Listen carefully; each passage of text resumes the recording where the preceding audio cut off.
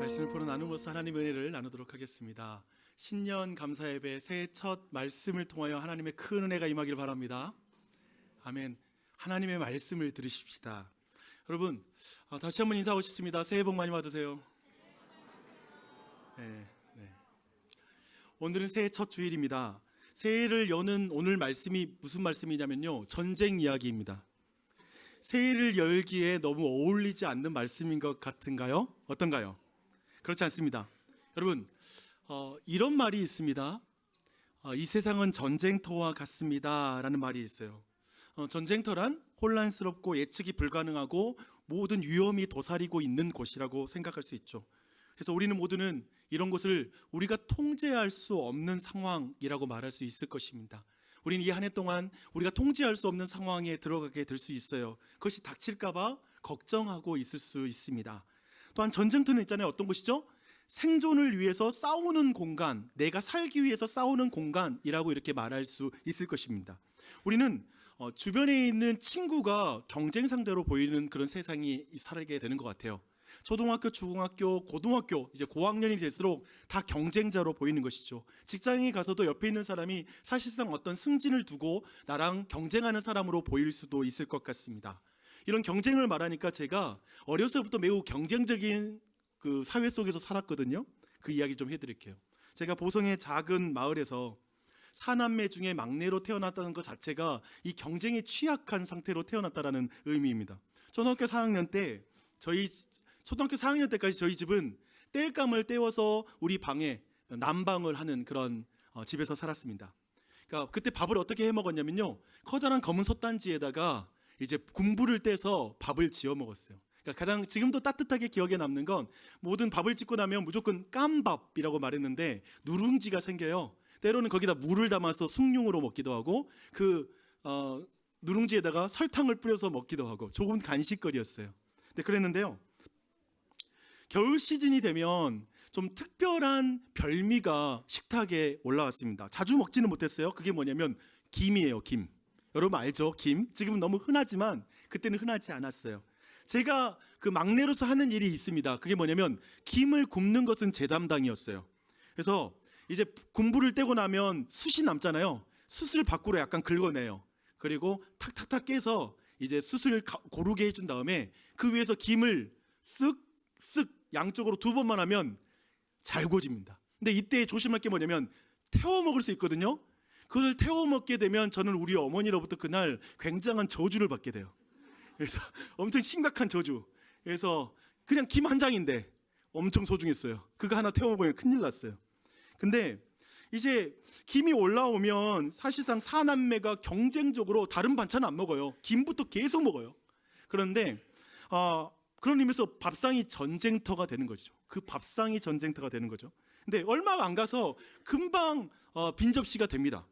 근데 그날에도 동일한 일이 반복됐습니다. 그런데 가만히 보니까 큰형이 계속해서 김을 싸먹는 거예요.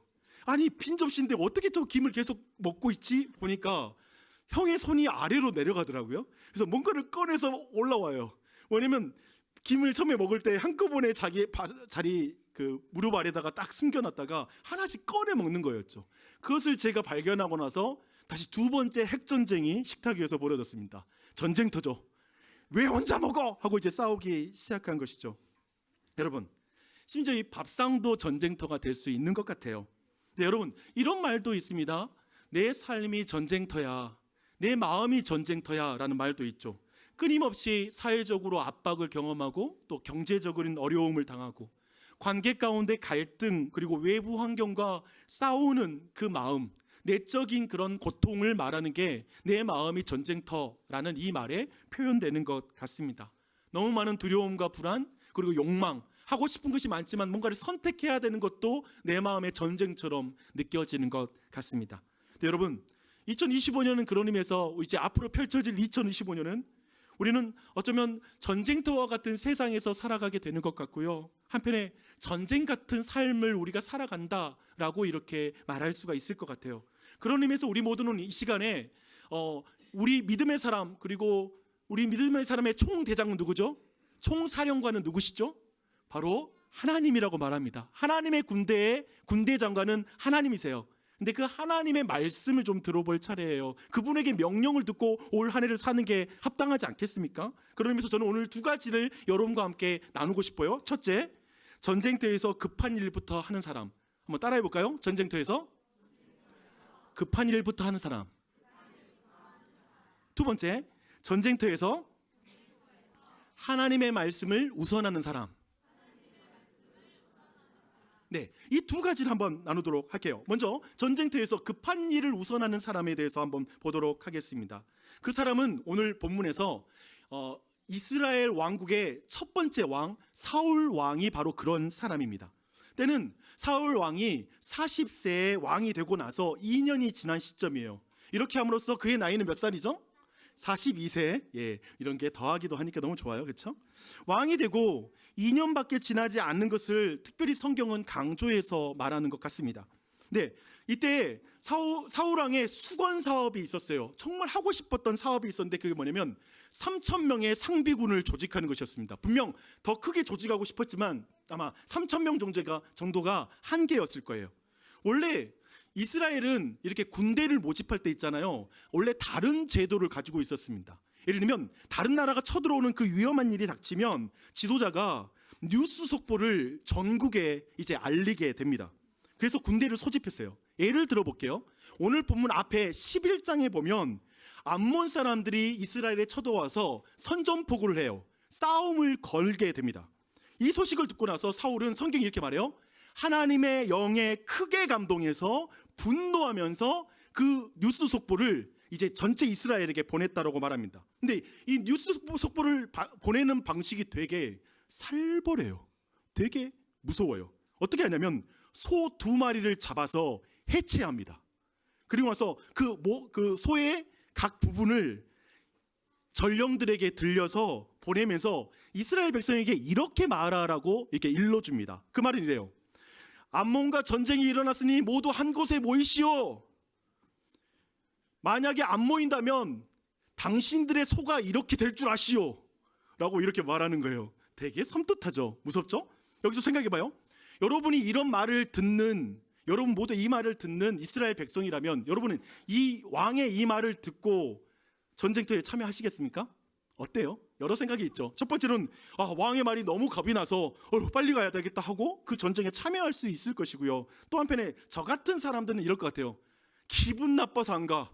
지가 뭔데 나의 사유재산을 마음대로 건드리면서 그러겠다는 거야. 이제 왕 돼가지고 말이야. 젊은 것이 그럴 것 같아요. 저보다 어려요. 젊은 것이 그럴 것 같아요. 근데 성경을 보니까 어떤 의미에서는 갈 사람도 있고 안 갈 사람도 있을 것 같아요. 그렇죠? 하지만 성경을 보니까 이런 말씀이 나와요. 여호와의 두려움이 백성에게 임하여 그들이 한 사람같이 나온지라. 이 한 사람같이 나왔다는 말은 뭐예요? 모두가 이 말에 반응했다는 거예요. 나오는 것으로 반응했다는 것입니다. 근데 하나님이 직접 여호와의 군대를 동원하는 것이죠. 사람들이 알려서가 아니라 하나님 모두 전쟁 가운데 참여할 수 있도록 했다라는 그 말입니다. 그래서 한 사람처럼 베색이라는 그 땅에 이스라엘의 군대가 다 모였습니다. 그 수를 세우고 보니까요 33만 명이에요. 몇 명이요? 33만 명. 굉장히 많은 거예요. 누가 막 소리를 크게 지르고 위협한다고 해서 모일 수 있는 숫자가 아니에요. 하나님이 불러 모으니까 모일 수 있는 숫자라는 걸 알려주고 있죠. 이렇게 소집 명령을 통해서 자발적으로 모이는 군대가 이스라엘 군대예요. 이게 원래 하나님이 이스라엘 군대 조직의 방법이에요. 그래서 이것을 의용군이라고 부르거든요. Volunteer Army라고 불러요. 그러니까 하나님의 말씀 앞에 자원해서 참여하는 군대. 이게 원래 하나님이 이스라엘의 군대 조직을 운영하는 소집하는 방식이었어요. 그런데 지금 사울왕이 되고 나서 얼마 지나지 않아서 의용군이 아니라 3,000명의 이젠 상비군을 만든 거예요. 여기서 상비군은 뭐냐면 이제 사울이 자신의 명령에 따라 움직이는 직업 군대를 만드는 거예요. 자기가 언제든지 불러서 움직일 수 있는 군대를 만들었다고 말합니다. 근데 생각해봐요. 힘이 생기면 사람들은 과시하고 싶어져요. 이 상비군이 생기니까 이제 그걸 과시하고 싶었던 것 같아요. 그래서 아들 요나단을 통해서 블레셋의 수비대를 칩니다. 한마디로 블레셋에게 싸움을 건 거예요. 먼저 이스라엘이 싸움을 건 거예요.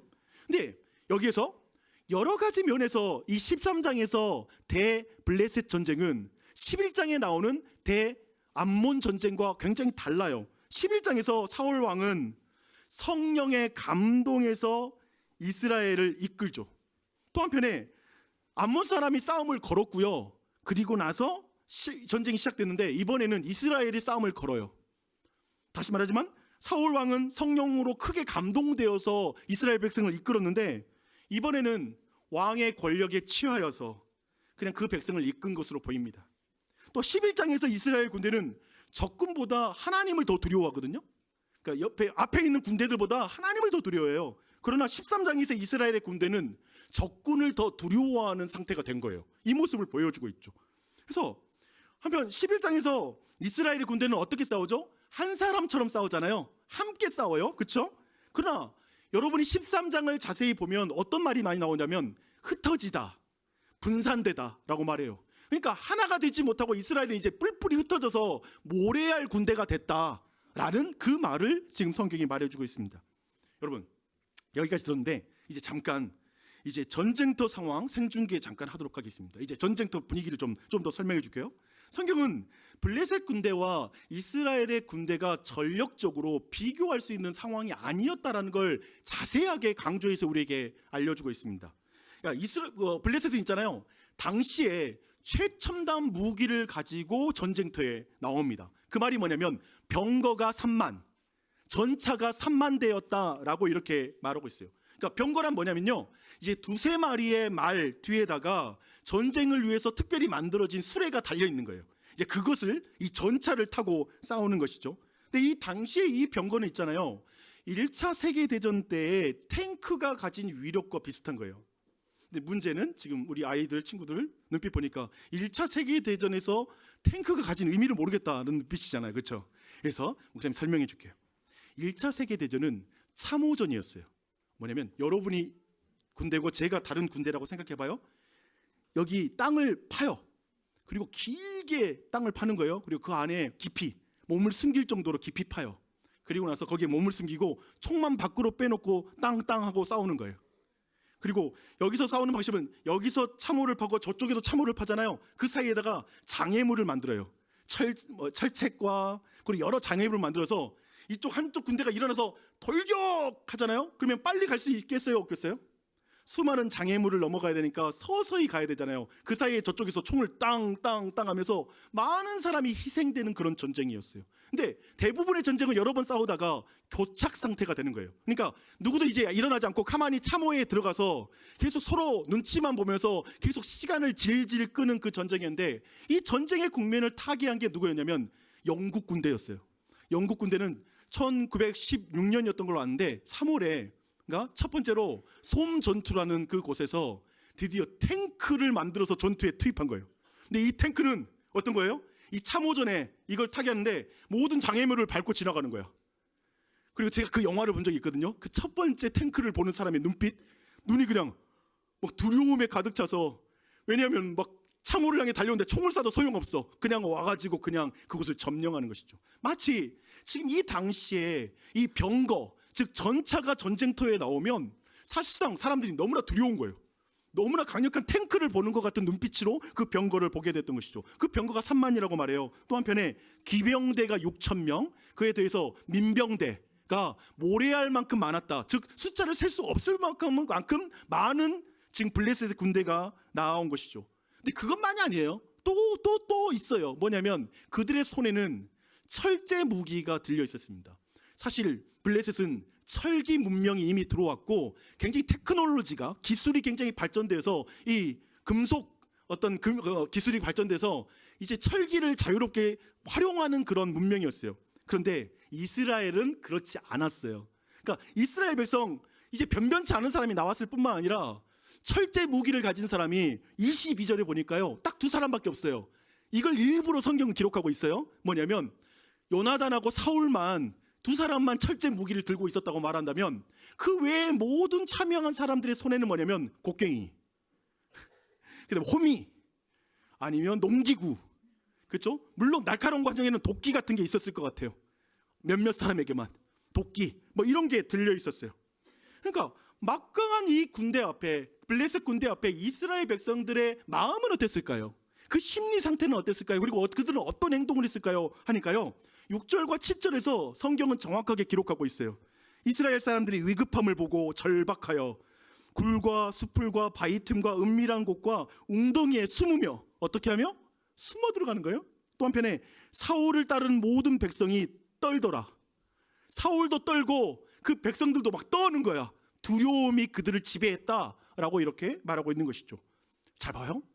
지금 11장에 대암몬 전쟁과 13장 대블레셋 전쟁의 양상이 너무 달라진 거예요.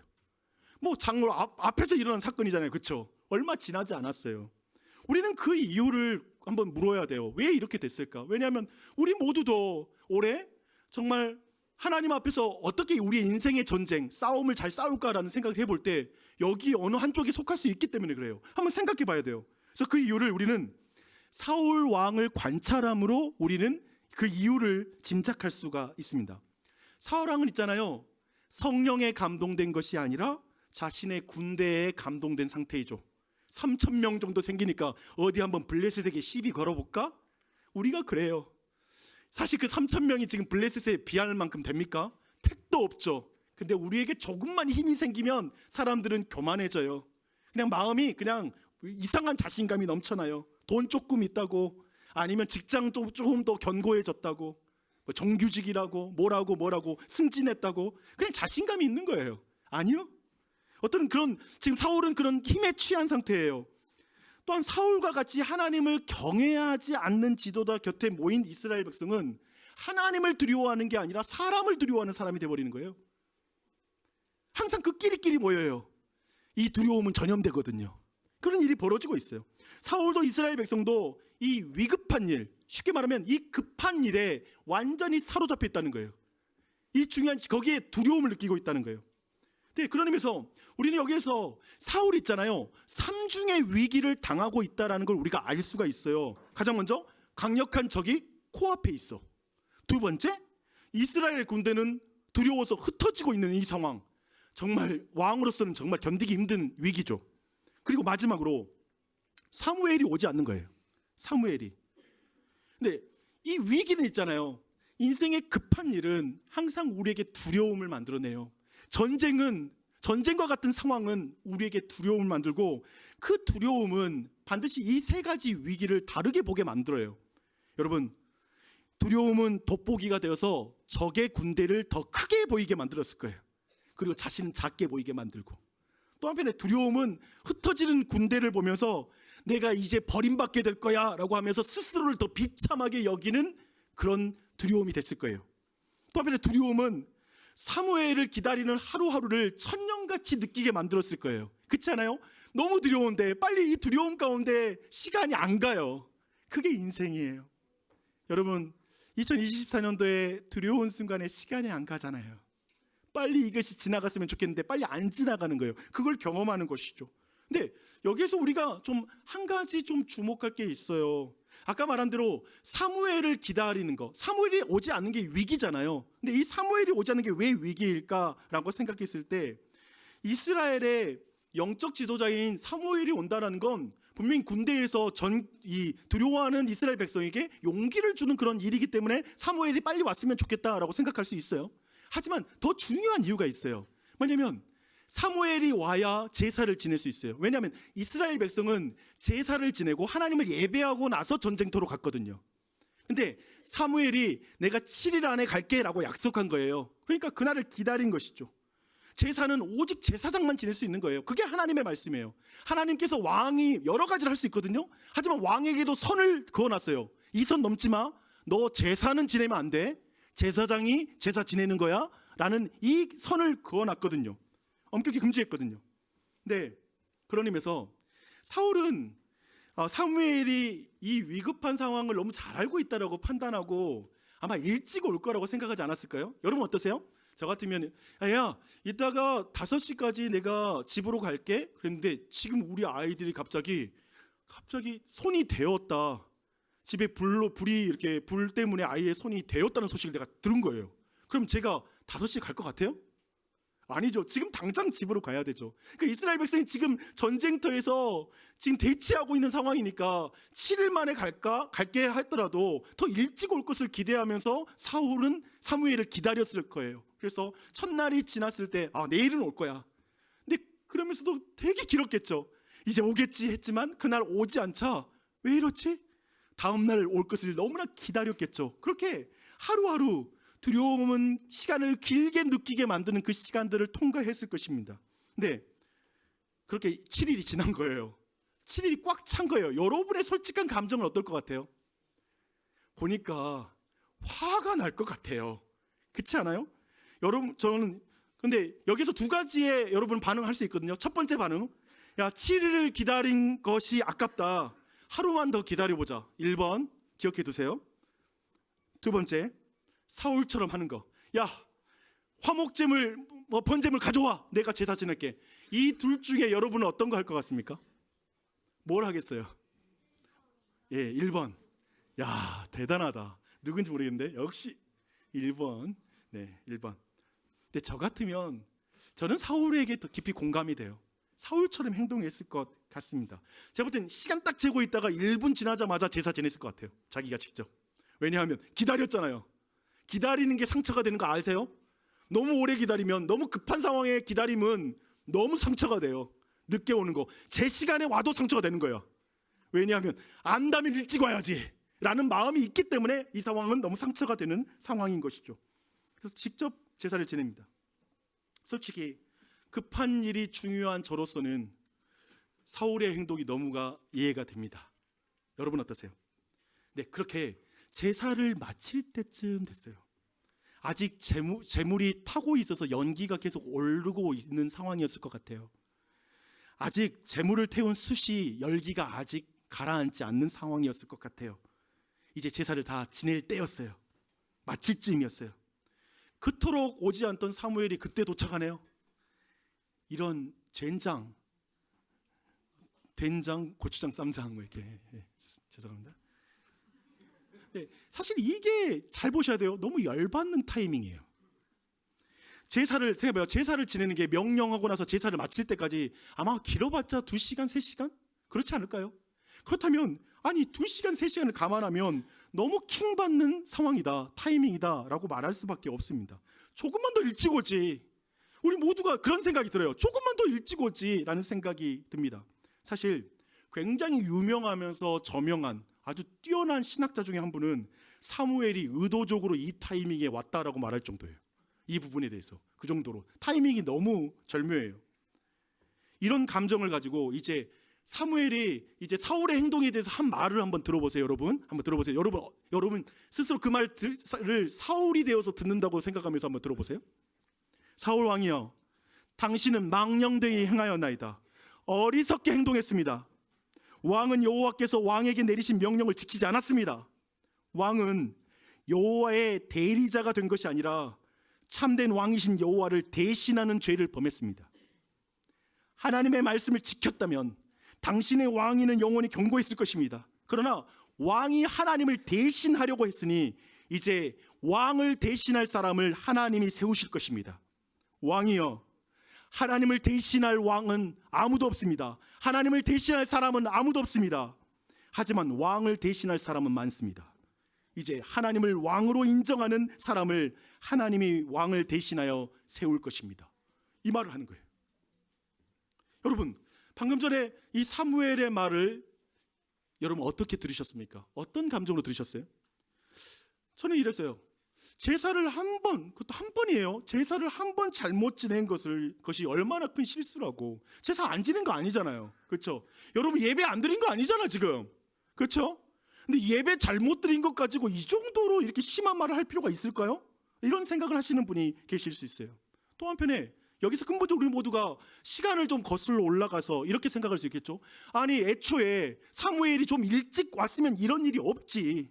사람을 벼랑 끝까지 다 몰아넣고 이제 실수하기를 딱 기다린 것처럼 그때 딱 와가지고 그 실수를 가지고 이렇게 말씀하는 게 맞나? 원인 제공은 사무엘이 먼저 한 거 아니야? 라는 이런 마음이 드는 분도 계실 수 있습니다. 제사를 통해 이스라엘의 첫 왕위를 폐위시키는 것, 왕을 폐위시키는 것, 지금도 대통령을 예를 들면 하야시키는 거 하나도 어마어마한 국가의 일이잖아요. 근데 왕을 폐위시키는 이 일을 제사 가지고 이렇게 하는 거? 이것은 마치 선악을 알게 하는 나무 열매, 그 열매 하나 먹었다고 인간에게 죽음, 사형이라고 말하는 게 너무 당혹스러운 것과 비슷한 것 같아요. 그래서 굉장히 우리 모두는 여기에 심각하게 이게 뭐 대단한 일이야? 라는 질문을 안 할 수가 없는 것이죠. 그걸 한번 생각해 봐야 돼요. 그런데 정확히 말하면 사울은 제사 때문에 폐위되는 게 아니에요. 창세기 4장에 좋은 예가 있어요. 창세기 4장에는 인류 최초의 살인사건이 나옵니다. 여러분, 인류 최초의 살인사건이면 어떤 이유 때문에, 그죠? 사람을 죽일 이유라면 충분히 우리가 납득할 만한 이유가 돼야 되겠죠? 특별히 그 살인사건은 형이 동생을 죽인 사건이었어요. 형 가인이 동생 아벨을, 그러니까 가족 사이에 이런 존속살인이 일어났으니까 가족 안에 이렇게 살인사건이 일어났다면 진짜 심각한 문제가 여기 안에 있을 거야 라고 생각해요. 근데 그 이유가 제사 때문이에요. 예배 때문에 살인사건이 일어나요. 하나님이 가인이 드린, 즉 형이 드린 그 예배는 안 받으시고 동생인 아벨이 드린 그 예배를 받으시는 거야. 그걸 보는 거 보고 마음에 화와 분노가 올라와서 동생을 성경에 보니까 쳐 죽였다고 말해요. 아마 막대기로 죽였는지 아니면 돌로 쳐 죽였는지 모르지만 사람은 그냥 죽지 않아요. 수십 번 수천 번 내리쳐서 다 그 얼굴이 알아보지 못할 정도로 깨져서 죽었을 거예요. 그렇게 죽어간 거예요. 그렇죠? 그렇게 어떻게 이렇게 잔인할 수 있을까? 제사 때문에? 예배 때문에? 그런데 성경은 그 이유, 내용에 대해서 이렇게 표현합니다. 여호와께서 아벨과 그의 제물은 받으셨으니 라고 이렇게 말해요. 아벨과 그의 제물을. 즉 이것은 하나님을 예배하는 아벨의 태도와 그의 제물을 받았다는 말이죠. 태도가 제물보다 앞서요. 그처럼 근본적으로 사울은 태도에서 실패한 거예요. 제사에서 실패한 게 아니라 근본적으로 그 태도가 교만해요. 사울은 하나님의 대리자가 아니라 하나님을 대신하는 자가 되어서 예배 이렇게도 되지? 하나님의 말씀 필요 없고 급하니까 급할 때는 하나님의 말씀보다 그냥 내가 판단하고 내 기준과 내가 지혜롭고 합리적으로 내가 생각하는 대로 예배 드려도 되는 거야 라고 스스로 하나님의 대리자가 아니라 순종하는 자가 아니라 하나님을 대신하는 자, 하나님이 되어서 그 일을 행한 것이죠. 이 태도가 문제인 거죠. 교만한 태도. 그 교만함이 긴급한 일보다 하나님의 말씀보다 긴급한 일을 우선하게 만듭니다. 이걸 돌아보십시오. 여러분 안에 어떤 교만이 있는지 깊이 생각해야 됩니다. 그래서 이 단락을 지금 첫 번째 단락, 우리는 왜 급한 일을 우선으로 하는 사람에 대한 첫 번째 단락을 살피고 있는데요. 이 질문으로 한번 정리하고 싶어요. 그런데 여러분은 누가 더 이해가 되십니까? 여러분이 사울이라면 어떻게 행동할 것 같습니까? 사울처럼 행동하시겠습니까? 아니면 사무엘처럼 행동하실 것 같습니까? 이 질문을 좀 생각하면서 두 번째 단락으로 넘어가 볼게요. 두 번째는 전쟁터에서 하나님의 말씀을 우선하는 사람에 대해서 함께 보려고 합니다. 그 인물인데요. 그 인물은 예수님이에요. 예수님? 한번 그 예수님을 볼게요. 저는 예수님의 공적인 활동의 시작과 그 활동의 끝, 이 두 사건과 연관된 이야기를 여러분에게 들려드리겠습니다. 첫 번째입니다. 예수님은 공생애를 시작하실 때 성령에게 이끌려서 광야에 들어가게 되십니다. 근데 그때 40일 주야를 금식하게 돼요. 여러분 40일을 여러분 굶주리면 가장 긴급하고 시급한 건 무엇입니까? 음식 먹는 거. 빨리 음식을 먹어야 돼요. 그렇죠? 가장 급한 일이에요. 우리만이 아니라 마귀도 지금 예수님 40주야를 굶주린 예수님에게 필요한 게 뭔지를 잘 알고 있어요. 그리고 그것으로 긴급한 것으로 유혹을 합니다. 이렇게 말합니다. 네가 만일 하나님의 아들이라면 이 돌들을 떡덩이가 되게 해서 너가 하나님의 아들이라는 걸 증명해봐. 능력을 드러내봐. 이렇게 말합니다. 근데 이 마귀의 말은 이런 말이기도 해요. 야 예수, 너를 이 광야로 이끌어서 금식을 하게 만든 분은 하나님 아버지잖아. 광야로 불러내서 음식도 안 주고 너를 이렇게 괴롭히는 분이 하나님이잖아.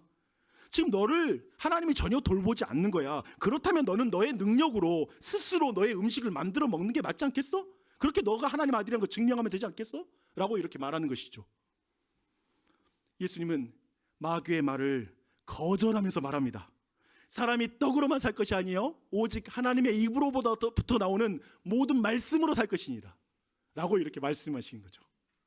그러니까 예수님께서는 40주야를 굶주렸지만 마귀가 긴급하다고 생각하는 그것이 예수님께 긴급한 게 아니죠. 그게 중요한 게 아니죠. 예수님께는 하나님의 말씀이 우선순위에 있는 것이죠. 그게 더 긴급한 일이라고 보시는 것이죠. 이 말은 우리에게 양식이 필요 없다라는 말이 아니라 더 중요한 양식이 하나님의 말씀이다 라고 하시는 말씀인 것이죠. 이거의 첫 번째예요. 지금 예수님이 사역을 시작할 때 이 놀라운 사건 속에서 이 가르침을 주고 있다는 것이죠. 근데 이제 예수님이 공적인 사역의 끝에서 예수님이 다시 한번 강조하는 이 우선순위를 한번 또 보도록 할게요. 여러분, 죄인을 향한 하나님의 사랑을 여러분 어디에서 느끼세요? 여러분 개인적으로, 여러분이 이제까지 신앙생활하면서 나는 하나님 감사합니다라고 말했던 순간은 언제였습니까? 이렇게 말할 수 있을 것 같아요. 한 해 동안 지켜주신 것 감사해요 라고 느끼는 것. 참 너무나 많은 사건 사고가 벌어지다 보니까 한 해 동안 보호해 주시고 그리고 여러 가지 공급해 주신 것 감사합니다. 하나님, 오병이어와 기적과처럼 하나님이 내 삶에 이런 기적을 베풀어 주셔서 감사합니다. 풍랑이 치는 바다 속에서 나를 지켜주셔서 감사합니다. 막 이렇게 감사할 수 있을 것 같아요. 근데 또 한편에 많은 분들은, 그러나 여기에 참된 그리스도인들은, 여기 안에 많은 분들은 예수님의 십자가를 통해서 나는 하나님의 사랑을 느껴요 라고 이렇게 말씀을 할 것입니다. 로마서 5장 8절의 말씀이죠. 우리가 아직 죄인 되었을 때 그리스도께서 우리를 위하여 죽으심으로 하나님께서 우리에 대한 자기의 사랑을 확증하셨느니라. 그러니까 우리는 예수님의 죽으심을 통해서 하나님의 사랑을 느껴요 라고 많은 그리스도인들은 이렇게 대답을 합니다. 그런데 제가 더 자세하게 여기서 좀 질문하고 싶은 거예요. 만약에 우리 모두가 십자가를 보면 하나님의 사랑을 느껴요 라고 말하는데 도대체 그 십자가 사건 속에서 어느 지점에서 여러분이 하나님의 사랑을 느끼는지까지도 한번 물어보고 싶습니다. 십자가를 지는 과정에서 어느 부분에서. 한 신학자는 여기에서 하나님의 사랑을 가장 크게 느꼈대요. 뭐냐면 예수님이 십자가 위에 머무시는 것에서 하나님의 사랑을 느낍니다 라고 말합니다. 십자가 위에서 머무는 것 생각해봐요. 십자가를 지고 골고다 언덕을 올라가는 것을 보면서 사랑을 느낄 수 있고, 이제 그 십자가 위에 누워서 못에 박히는 것을 보면서 우리는 예수님의 사랑을 느낄 수 있고, 이제 세워질 때 큰 몸무게가 중력으로 아래로 떨어지면서 고통을 받는 그 장면을 보면서도 우리가 예수님의 사랑, 예수님이 십자가에 달린 것을 보고 우리가 예수님의 사랑을 느낄 수 있어요. 근데 십자가 위에 머무시는 것을 보면서 사랑을 느꼈다라는 말씀은 무슨 의미일까요? 이런 이야기예요. 십자가 아래에서 사람들이 이렇게 조롱하면서 말했어요. 네가 하나님의 아들이거든 그 십자가에 내려와서 하나님의 아들인 것을 증명해. 이 말은 아까 광야에서 사탄이 한 말과 똑같죠. 네가 하나님의 아들이거든, 하나님의 아들이라는 걸 능력으로 증명해봐 라고 이렇게 말하고 있죠. 그 말에 예수님은 십자가에서 내려오십니까? 아니요, 내려오지 않고 십자가에 머무는 거예요. 지금 예수님께 시급한 건 뭐죠? 너무 고통스럽잖아요. 빨리 십자가에 내려오는 것이 긴급한 일이죠. 좀 고통스러운 그 상황을 빨리 벗어나는 게 긴급한 일이죠. 근데 예수님은 그 긴급한 요구를 듣지 않죠.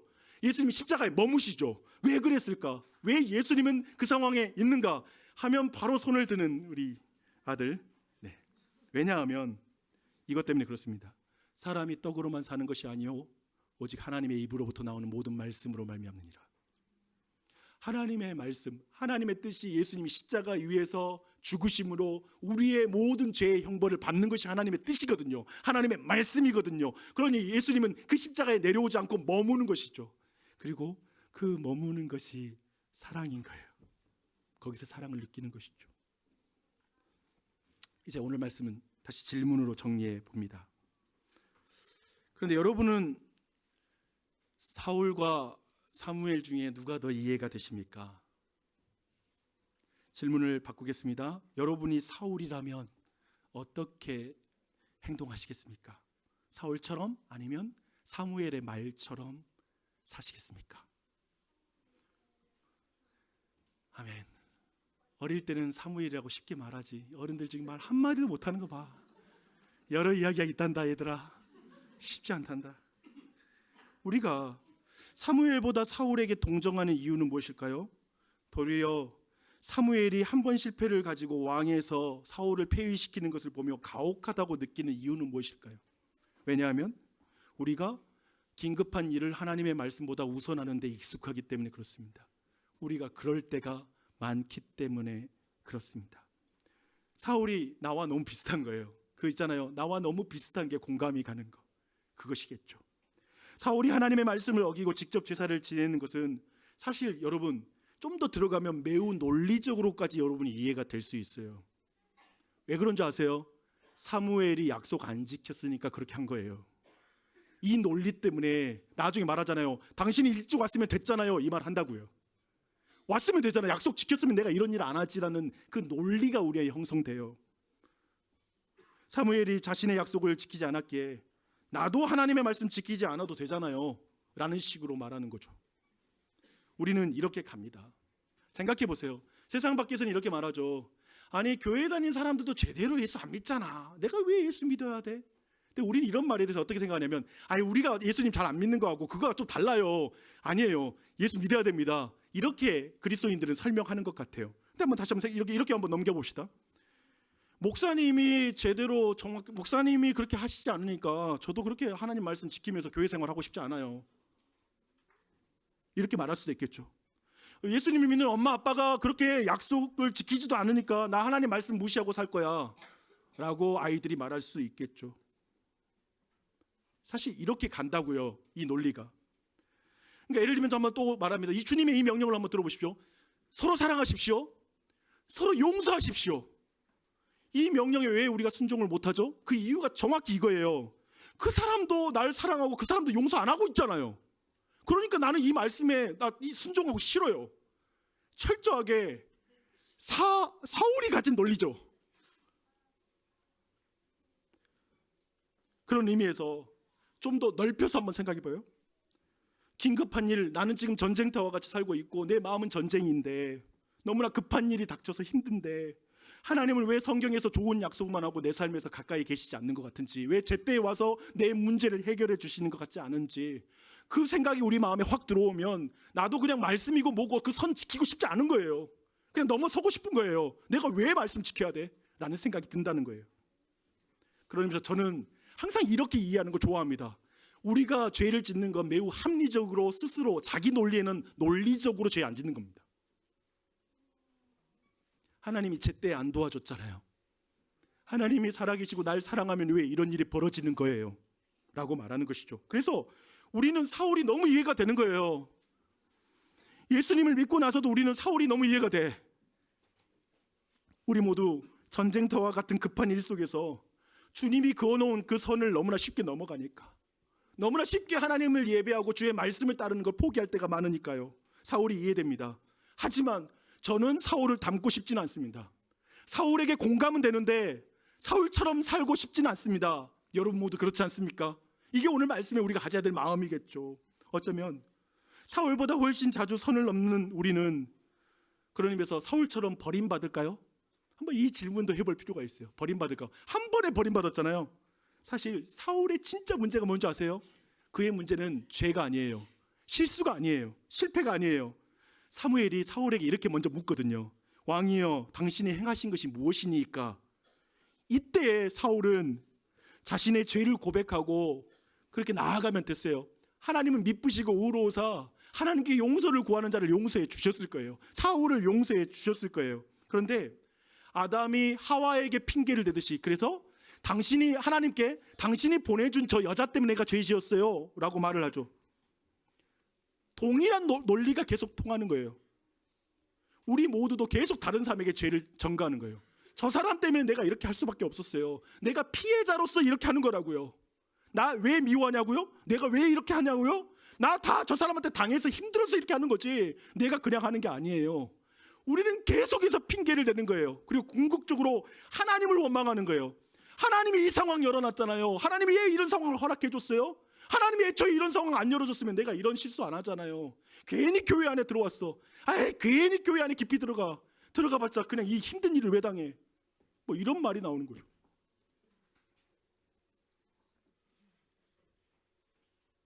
그런 의미에서 사랑하는 여러분, 전쟁터와 같은 이 세상에서 정말 나는 이 한 해 2025년 볼 때 우리는 너무나 쉽게 힘과 권력에 취하는 것 같아요. 아까 40세의 왕이 되어 42살에 상비군 가져간다라는 의미. 처음엔 순수했거든요. 사울이. 금방 사람의 마음이 변질돼요. 누가 한결같다고 말할 수 있을까요? 여러분 마음 한결같이 지킬 수 있다고 생각하십니까? 아니더라고요. 그렇게 안 지켜져요. 신앙의 연수가 지나면 교회의 직분자가 되면 이상하게 사람 변했다는 말 해요. 저희 교회도 박용주 목사 10년 지나니까 많이 바뀌었네 라고 할 사람 있을걸요. 변했죠. 좋게든 나쁘게든 변할 수 있겠죠. 좋게만 바뀌면 좋겠지만 우리 모두 바뀌죠. 왜? 나는 안 바뀌는 것처럼 말하세요. 우리 모두 바뀌죠. 변하죠.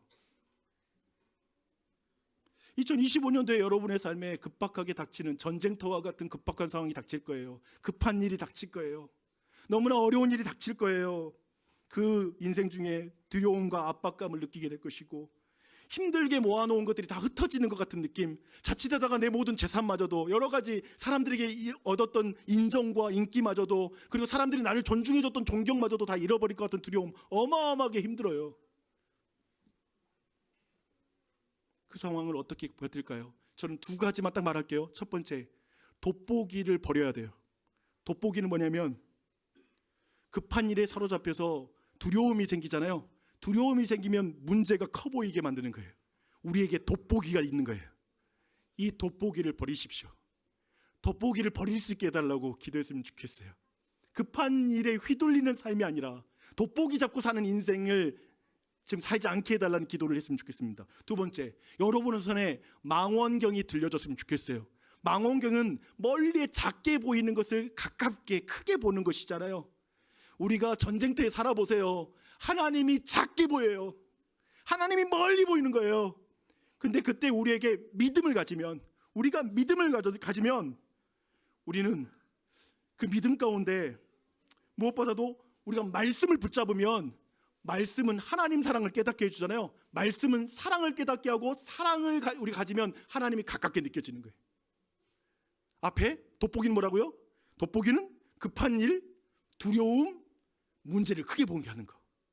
그러나 망원경은 뭐라고요? 말씀 붙잡으면 거기 안에 사랑을 깨닫게 되고, 사랑이 있으면 하나님을 가깝게 느끼는 거예요. 여러분이 이 두 가지를 깊이 생각하며 한 해를 살아가면 좋겠습니다. 아멘. 나는 우리 초등부 아이들 이렇게 말씀 잘 들을까요? 물론 이제 오늘 저녁에 부모님들이 확인하면 안 들었구나 라는 사실을 깊이 확인할 수 있지만, 나는 이렇게 조용히 그래도 말씀 잘 듣는 우리 아이들이 너무 자랑스럽고 감사합니다. 오늘 잠시 제가 기도하고 우리 성찬의 은혜를 나눌 텐데요, 오늘 성찬의 은혜가 전쟁터와 같은 이 상황에 진정한 우리의 위로, 사랑을 만나는 그런 성찬이 됐으면 좋겠습니다. 아멘. 하나님 아버지, 너무 감사합니다. 오늘도 우리에게 말씀 주시니 감사합니다. 보이지 않는 말씀으로 영적인 떡국을 먹습니다. 이제 보이는 말씀으로 주님 영적인 식사를 합니다. 함께 해주시고 우리를 배부르게 만족시켜 주시고 온전한 은혜 안에 잠기게 하여 주시옵소서. 예수님의 이름으로 기도합니다. 아멘. 아멘.